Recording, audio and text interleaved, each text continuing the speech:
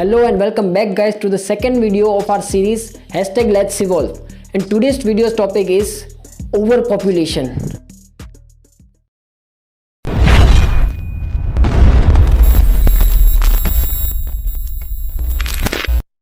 तो आखिर ओवरपॉपुलेशन कहते किसे है? अगर कोई भी जगह पे नंबर ऑफ ऑर्गेनिजम्स उस जगह की कैरिंग कैपेसिटी से बढ़ जाए तो उस जगह की सिचुएशन को ओवरपॉपुलेशन कहा जाता है। तो आखिर ओवरपॉपुलेशन होता किस वजह से है? साइंटिफिक टर्म में कोई भी जगह की पॉपुलेशन इन चार चीजों पे डिपेंडेंट होती है: birth rate, mortality rate, immigrants and emigrants. ये जो चार्ट अभी आप देख रहे हो ये एक साइंटिफिक चार्ट है जिससे हम कोई भी जगह की पॉपुलेशन डिसाइड कर सकते हैं। हम कुछ ज़्यादा समझ में नहीं आया, right? Let me explain you this with a short story. Let's get back to history. Back in the 19th century, during 1900, the population of India was 293 crore 5,50,000 and growth rate was just 2.2% per 10 year. And at that time, British colonial rule was there. गरीबी सबसे ज़्यादा थी, लोग खाने और बीमारी की वजह से मर रहे थे, सोने की चिड़िया को किसी की नज़र लग गई थी। उस वक्त पे बर्थ रेट काफ़ी ज़्यादा थी, approximately each family had 5 to 7 childrens, लेकिन मोर्टालिटी रेट उससे भी ज़्यादा थी। Out of 7 childrens only 2 survive till the adulthood and at that time there was a sudden change. 1947 India got independence from British and whole India was divided into 2 parts, India and Pakistan. उस वक्त पे भारत टूट चुका था लेकिन हारा नहीं था. One of the greatest revolution occurred in India, the Green Revolution.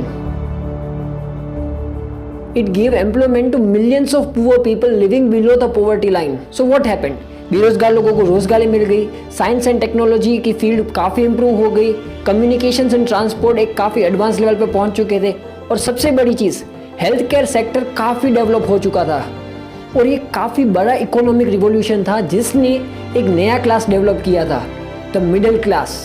तो अब ज़्यादातर गरीब लोग मिडिल क्लास की कैटेगरी में आ गए थे. खाने को खाना था, पीने को पानी था, रहने को घर था और सबसे ज़्यादा उनकी हाइजीन काफ़ी इंप्रूव हो चुकी थी. तो इससे क्या हुआ, पहले जहाँ 7 में से सिर्फ 2 बच्चे सर्वाइव कर पाते थे, अब 7 में से मिनिमम 5 से 6 बच्चे सर्वाइव कर पा रहे थे.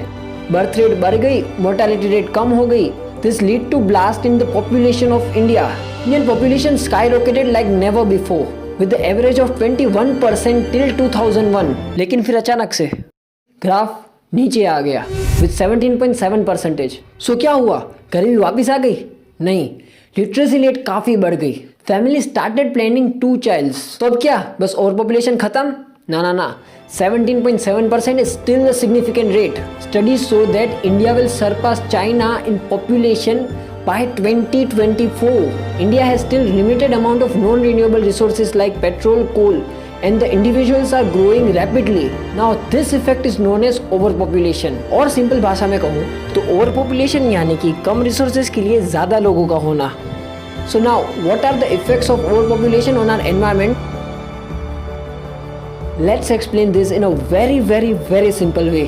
सबसे पहले हम वैसे ही साफ पानी और हवा के लिए लड़ रहे हैं. Then now each year 26 crore 9,32,586 kids are born and 9 crore 7,78,073 people get dead. So each year 17 crore 1,54,513 individuals increase every year. So now they are born.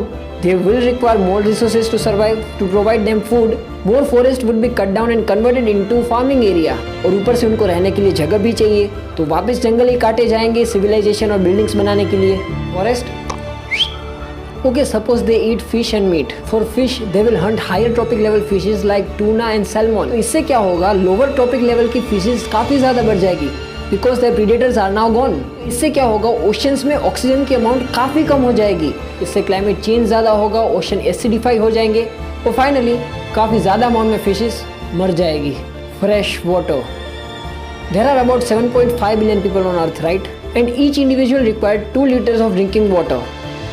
So उस हिसाब से there is demand of 15 billion liter water every day. And with this extreme weather patterns and elevation in sea level is already a big problem. And air. ज़्यादा population यानी ज़्यादा food, ज़्यादा transport, ज़्यादा energy utilization equals to काफ़ी ज़्यादा pollution. तो क्या ऐसे अंधेरे में भी रोशनी की कोई उम्मीद है? So I'm gonna tell you about 3 solutions which could stop overpopulation in possible ways. Number 1, replacement fertility rate. In mathematical way अगर हम देखने जाएं, अगर हमें हमारी population balance करनी है तो we should not add or subtract more people. But it's not possible, right? So what we can do, we need to balance our birth rate along with mortality rate. Birth rate is 2 and the death rate is 2. So the final sum will be 0. Hence, no more increase in population. And this rate is called replacement fertility rate, and currently it is 2.1 per woman. Number 2, increase in education level and literacy rate. अब तुम मुझे पूछोगे ये पढ़ना लिखना और ये over population का क्या कनेक्शन है? कनेक्शन है. Studies show that where the literacy rate has been increased, the birth rate has reduced significantly. Graph में दिख रहा है जैसे जैसे लिटरेसी रेट बढ़ी है वो बर्थ रेट काफ़ी कम होती गई है. और वो ये समझेंगे कि ये जो पुरानी कहावत है कि more number of kids means more number of income, ये गलत है. Replacement fertility rate and education could together solve this big issue of overpopulation. And third, what action you and me can take it as an individual level. Number 1, have fewer childrens. एक अच्छा है लेकिन 2 काफ़ी है. Number 2, consider adoption. Number 3, educate your teen children about reproductive health without any taboo. Number 4, read and educate yourself and your surrounding about this issue. And number 5, the most important, सिर्फ उन्हीं politicians को vote दे जो खुद family planning, education and the fight against environmental pollution को साथ दे. ये सारी चीजें हम खुद अपने पर्सनल लेवल पे कर सकते हैं. और जैसा मैंने कहा था, where there is a problem, there is a solution. एक लौता रीजन पूरे इकोलॉजिकल डिग्रेडेशन और इवन सोसाइटल थ्रेट्स के पीछे है तो वो सिर्फ एक है, रैपिड ह्यूमन ग्रोथ या फिर ओवर पॉपुलेशन. टाइम कम होता जा रहा है और हमें एक्शंस लेना शुरू करना होगा. ये इश्यू को नियर फ्यूचर सॉल्व कर दिया, काफी बड़ी प्रॉब्लम को अपने फ्यूचर से हटा देंगे. और ये हमारे इंडिविजुअल लेवल से ही शुरू होगा. ऐसा कभी मत सोचना कि सिर्फ मेरे अकेले करने से क्या ज्यादा फर्क पड़ जाएगा. मैं अकेला और तुम अकेले मिलकर ज्यादा कुछ नहीं कर सकते, लेकिन हम सब अकेले मिलके बहुत कुछ कर सकते हैं.